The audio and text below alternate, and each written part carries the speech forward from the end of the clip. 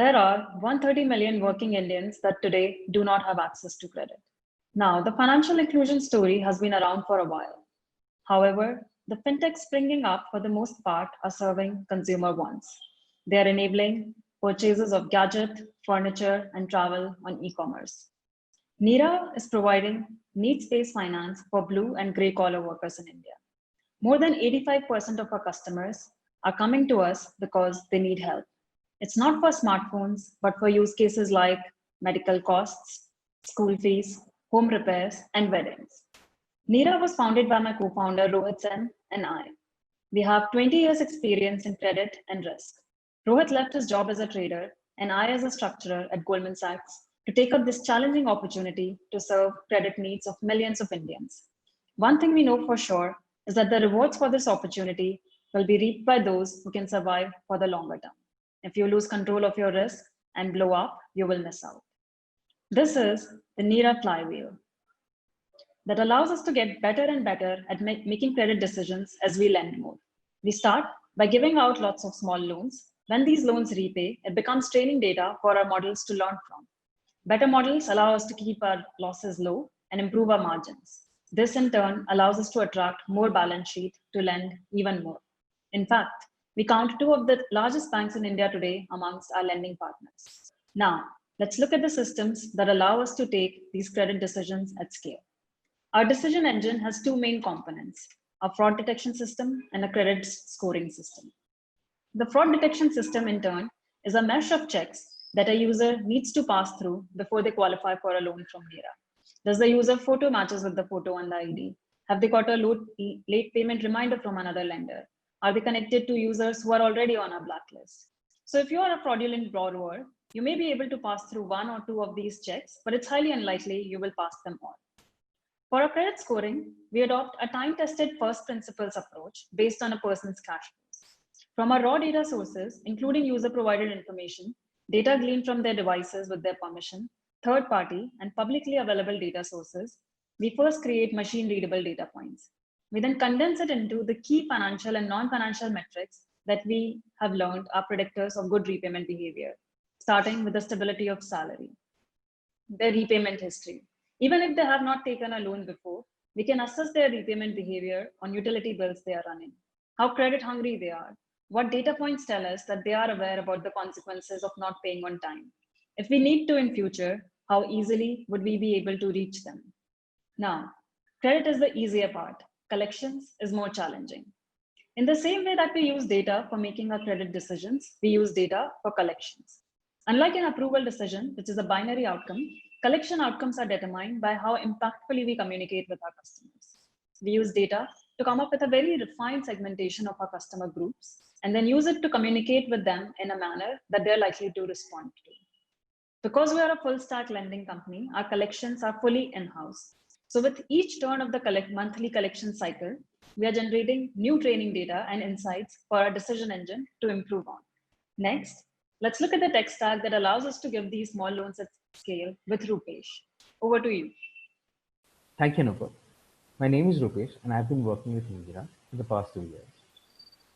This is the architecture that allows us to onboard our users securely, collect data consistently, analyze their creditworthiness, disperse and collect loan, while also solving for tech compliance. We went from 1K to 2 million users over a short span without having to worry about OS and security parts, thus saving us approximately 300 plus hours of engineering work till date, if not more. We were able to do this because we adopted a serverless architecture. AWS Lambda is the core of our compute systems, which includes both the user's journey and our decision engine. We use AWS DynamoDB as our transactional database. A normalized DynamoDB table design allows us to have tiered decisioning across the user's journey.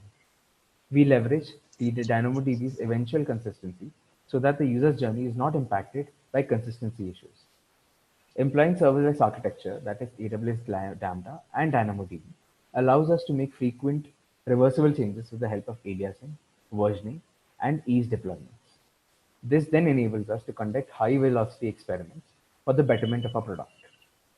When we launched our repeat loans for our existing users, the architecture helped us to seamlessly load the functionality without hampering the experience for new and existing users on the platform. Users here include both customers and our operations team. AWS S3 is used as a document storage for both internal and customer documentation.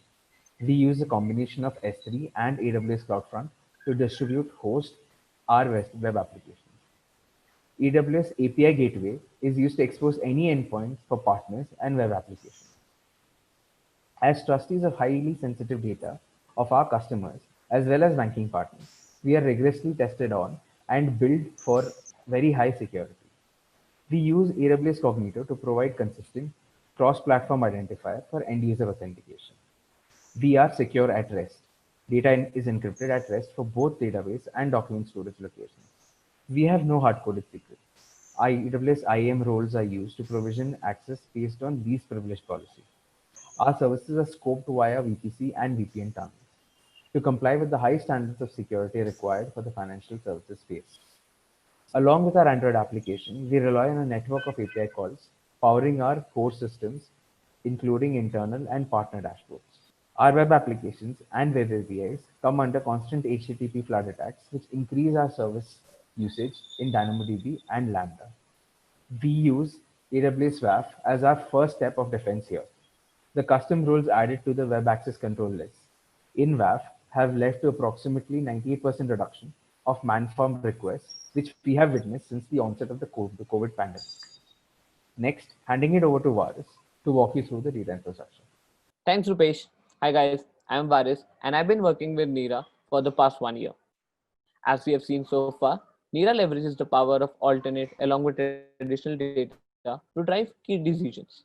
All different types of data like user information, financial records, usage behavior, loan return performance, and more are coalesced together in our data lake, which enables us to stitch together a user image for analysis. Employing our ML models over this helps us reduce the turnaround time, serving our customers efficiently, and secondly, the increased accuracy helps drive our collection rates much higher. Along with this, campaign tracking and funnel updates help our growth team reach our target audience effectively and monitor key day-to-day metrics. Now, let me walk you through the infra that lets us cater to all these use cases while being flexible enough to expand to any future modification. Starting, we drive data from DynamoDB streams through a common Lambda function where it is converted to a generalized format and merged. This enables us to bypass the middle layer of buffering services for our use case, allowing us to process twice as much data at the same cost. The dataset is then stored in a pool bucket, which feeds to a glue job. The dataset is then transformed, enriched, integrated with the pre-processing metrics in the ETL process, and finally pushed to our data lake.